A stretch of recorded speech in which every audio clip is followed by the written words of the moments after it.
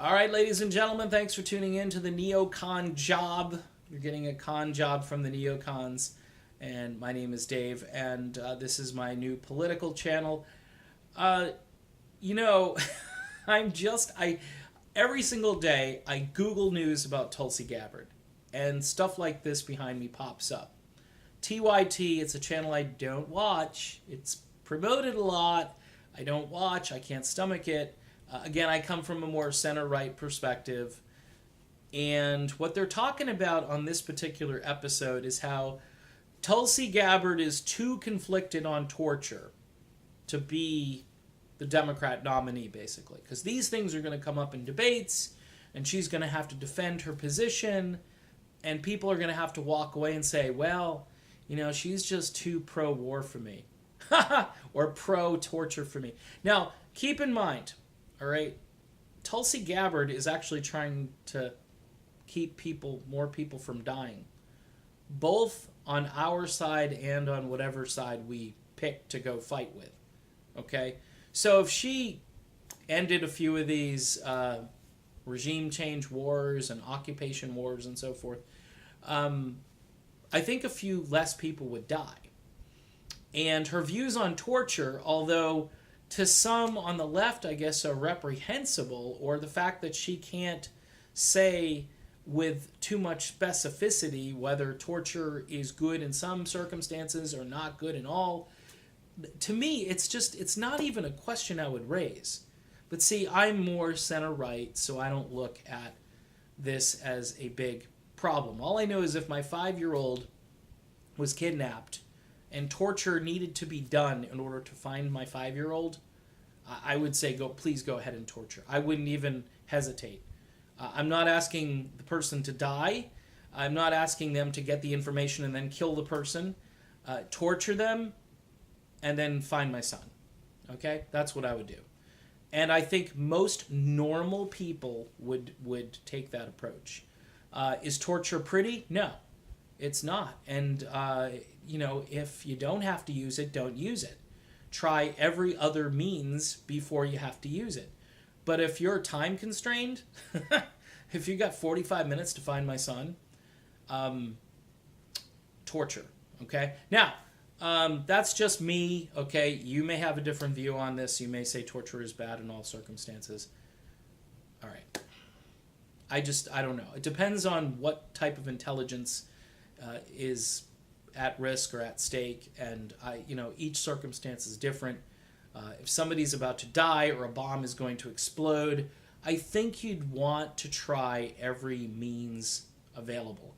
I think good-hearted people on both sides of the political issue might be able to see that and not just do this knee-jerk thing, which this lady behind me did, and say, hey, she's going to have it rough. Like I said before, she's going to have it rough just because she has military experience. Remember when military experience was looked at as a good thing? Remember when military service was looked at? Now, I can kind of see the point in this regard. You went in and you served the country, and the people, this is what happened in Vietnam. All these people came back and they were called baby killers. Okay, and these guys were drafted. They had no choice. And then they come back and they're called baby killers.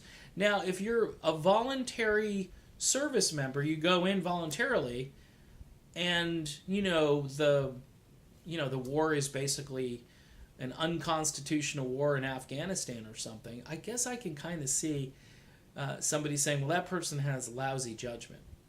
But Tulsi was medical. She was trying to help people, and she's still in the military right now. She's still enlisted. And I just don't see, do they want, because somebody made the point that she's going to have to get some votes from independents and maybe a few Republicans and conservatives, right? Sure. She's going to have to in order to win. And these people are like hammering her to stay in this little box that they've created, and that's not a strategy for winning. That's a strategy for them, as far as getting their approval. But somebody like me wouldn't even be doing this channel if she didn't have these views. Okay? She is a rare mix of progressive politics and conservative. Anti-war didn't used to be conservative. Remember? I mean, anti-war was pretty much invented during the Vietnam era. It's when people saw that the Vietnam War was bad and it was mostly peaceniks and hippies and so forth. And it took me years to finally realize all of those people were right. They were right. Now, I don't know, some of the culture that surrounded what they were up to in addition to anti-war, but I tell you what, the sincere anti-war activists who didn't want kids to die for no reason, or for any reason, but for no reason especially, they're 100% correct. And Tulsi Gabbard is just trying to say, you know what, we could save a few $1 trillion and we don't have to be this this nation builder and this police state around the world. We don't have to be that country. And I just heard something about Haiti today, which blew my mind, that we sent a bunch of covert ops into Haiti who were busted down there.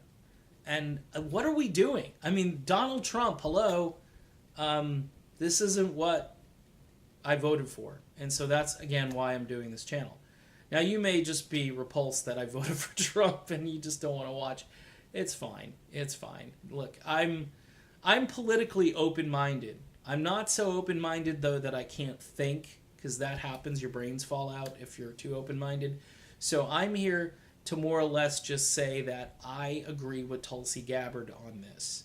And her views on torture, I don't understand why it's going to... So you're going to pick Kamala Harris or Cory Booker or basically Hillary Clinton updated. That's what you're going to pick. And you're going to have the same problem. You're going to get crushed by Donald Trump. You're going to get crushed because there's no strength. And this is the other thing too. You want a president that projects confidence and strength and the willingness to keep the American people safe and secure.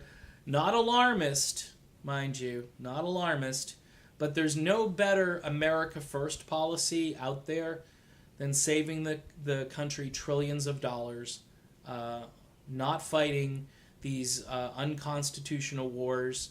They're unconstitutional, and nobody's bringing that up as well, and they're all regime change related. We need to be focused on this country. We'll have more money to do what we want to do at home, and we can have these arguments about social programs and so forth. But until we get to that point, I'm not willing to argue any of those things because we're already bankrupt as it is. We've got to get the military under control and our foreign policy under control, more importantly. It's the foreign policy that needs to be reined in.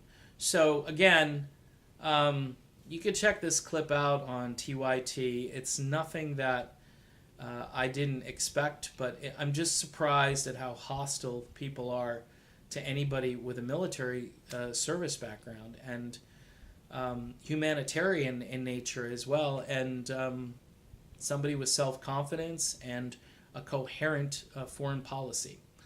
All right, done. Be back soon. See you then.